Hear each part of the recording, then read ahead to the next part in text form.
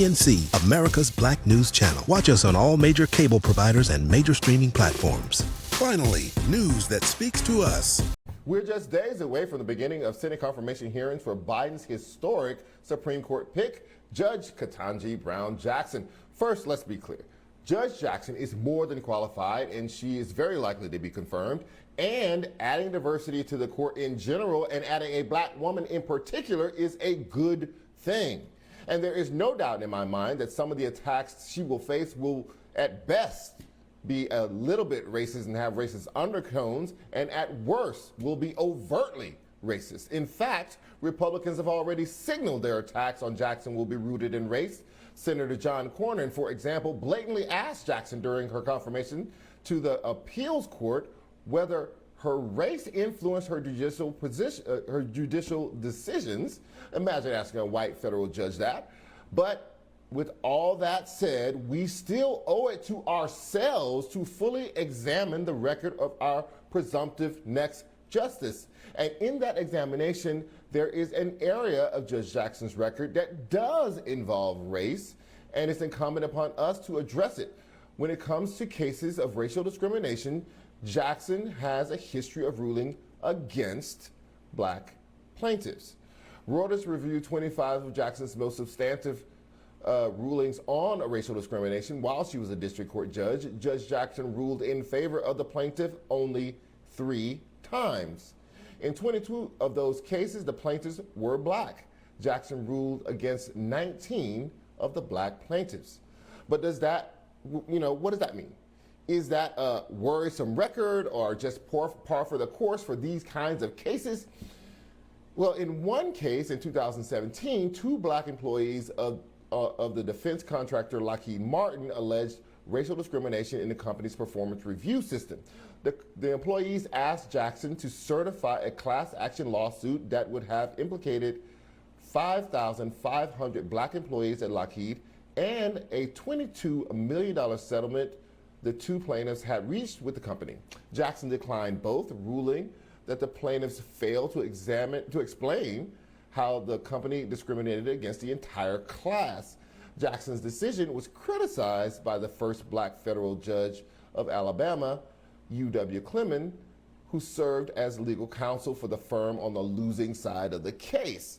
Clemon wrote a letter to President Biden in February urging him not to nominate Jackson because she, this is his quote, denied the injunctive relief agreed to by Lockheed Martin that would address a root cause of systemic racial bias that could have been a model for a nation hungry for racial equity solutions.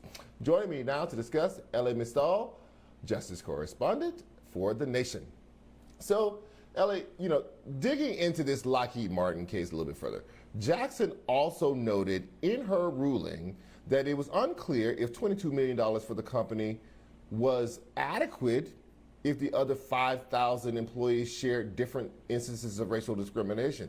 What this means is, all the black employees would have to give up their right to sue the company for any kind of past discrimination in order to get this settlement.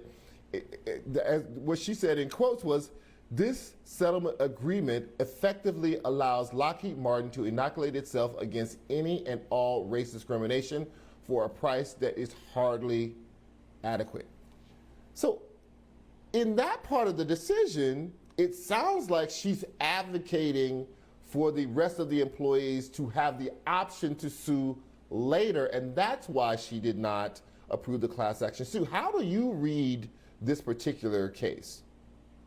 Yeah, so the Lockheed Martin case is legitimately complicated, and so I want to avoid kind of sounding crazy or going too far.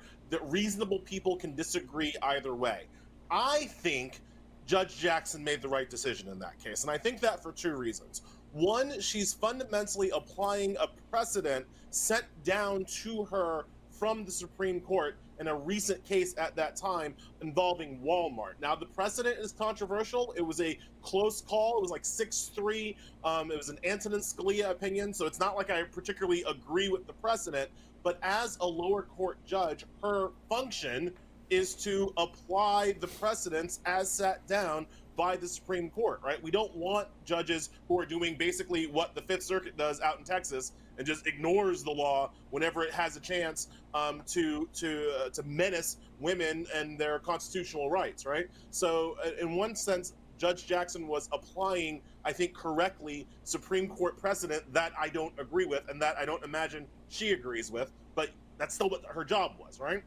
Number two, and Harvard Law professor Kenneth Mack, who also happens to be black, has made this point as well. I think she was doing the right thing in terms of protecting the 5,500 black Lockheed Martin employees from the settlement that didn't necessarily fully compensate them for all of their potential racial discrimination issues with the company. The settlement was really focused on a discrimination that happened to a few employees, not an insignificant number, but a few, not 5,500, right? And so there's a imbalance there.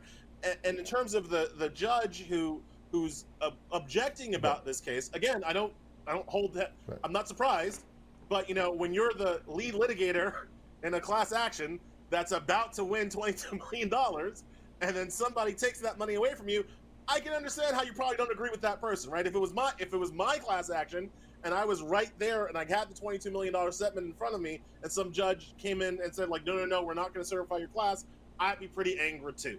So like, there's a lot of complications. There's a lot of kind of ins and outs of the case, but I think fundamentally, this is not a reason to doubt her commitment to the cause, especially when you look at it against her larger record of supporting piercing the veil on qualified immunity in various police brutality cases, right. Doing a really good job, I believe, in terms of prisoner defense and forcing prisons to be compliant with things. Listen. I don't think I don't think anyone here is arguing that Judge Jackson does not belong in the court and is not qualified to be in the court. I think we're just looking at this particular slice of her judicial record and whether or not it deserves some scrutiny. I just want to stay on this case for just one more second, because I understand kind of logically the reasoning that says this is a small amount of money for a large group of people and therefore it wouldn't be enough for them.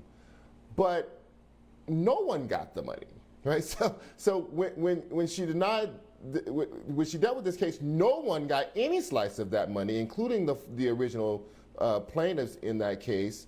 And we don't know whether or if other people came behind them and sued for the same issue at Lockheed Martin and got money out of that. So it could be that the effect of the ruling was that no one got anything. I think that was kind of Clemens' kind of take on that. But I also want to ask you this, though, move on to the next question, which is just the headline number. If you put it in a headline, it looks like it could be bad, right? So if there's 25 of these cases, she only rules in the favor of the plaintiff in these racial discrimination cases, which is mostly these are black people, 3 times out of 25. But is that par for the course? Do most of these cases just not succeed anyway?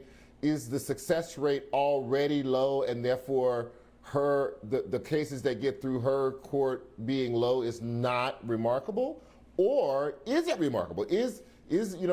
Do more of the cases succeed in other people's courts?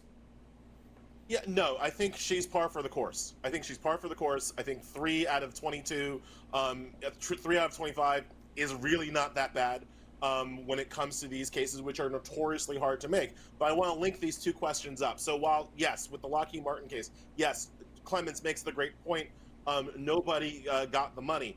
That, to me, is a function of the bad precedent that she was being forced to apply in that case, right? Like, I think a judge should be able to sever, essentially, the class and say, like, look, you've asked for full class status. I'm only going to give class status to these people as opposed to the full class, so those people will get the money, but the full, like, I think you should be able to do that.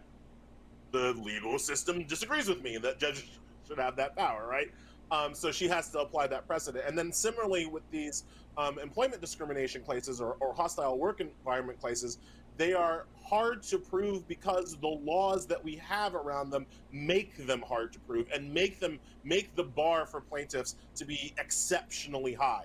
I don't think they should be as high as they are.